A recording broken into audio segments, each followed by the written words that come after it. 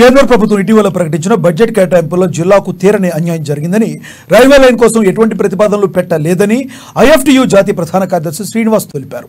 Adilabad Armoor railway line సాధన కోసం సాధన సమితి ఆధ్వర్యంలో పట్టణంలోని ఆర్ఎండ్బి అతిథి గృహం వద్ద చేపడుతున్న రిలే నిరాహార దీక్షలు కొనసాగుతున్నాయి. దీక్షా శిబిరాన్ని ఐఎఫ్టియు నాయకులతో కలిసి ఆయన సందర్శించి తమ సంఘీభావం తెలిపారు. రైల్వే లైన్ సాధించే వరకు తమ సంపూర్ణ మద్దతు ఉంటుందని శ్రీనివాస్ స్పష్టం చేశారు.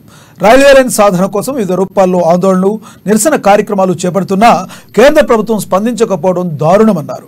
రైల్వే కనెక్టివిటీ ద్వారానే అభివృద్ధి సాధ్యపడుతుందని, రవాణా సౌకర్యం మెరుగుపడి అన్ని రంగాల్లో ఆదిలాబాద్ ప్రగతి తీసుకు అడుగులు వేయడానికి అవకాశం ఏర్పడుతుందని తెలిపారు.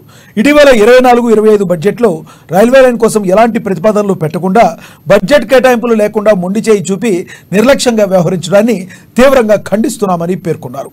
రైల్వే లైన్ సాధించే వరకు సాగించే పోరాటానికి వెన్నుదన్నుగా ఉంటామని తెలిపారు. నా పేరు శ్రీనివాస్, భారత కార్మిక సంఘాల సమైక్య ఐఎఫ్టియు జాతీయ ప్రధాన కార్యదర్శి. ఇవాళ ఆదిలాబాద్లో గత 20 రోజులుగా ఆదిలాబాద్ టు ఆర్మూరు రైల్వే సాధన కోసం నిరసన దీక్షలు తెలియజేస్తూ ఉన్నారు. ఇప్పటికీ అనేక రూపాల్లో ఆందోళన చేశారు, కానీ ప్రభుత్వం నిరసనలు పట్టించుకోలేదు. 2024-25 బడ్జెట్లో కూడా ఈ లైన్ కోసం ఎలాంటి ప్రతిపాదనలు కూడా చేయలేదు. కనుక వీళ్ళ నిరసన దీక్షలను, వీళ్ళ న్యాయమైనటువంటి డిమాండ్ను ఐఎఫ్టీ బలపరుస్తుంది, సంపూర్ణంగా మద్దతు తెలియజేస్తూ ఉంది. వాళ్ళ దేశంలో వాళ్ళ ప్రయాణ సాధనాల్లో అత్యంత తక్కువ ఖర్చులతో కూడుకొని ఉన్నటువంటి రైల్వే కనెక్టివిటీ ప్రయాణ సాధనాల్లో వాళ్ళ బస్సులు ఇతర మార్గాల్లో కంటే రైల్వే వాళ్ళ తక్కువ ఛార్జీలతో ఉన్నది.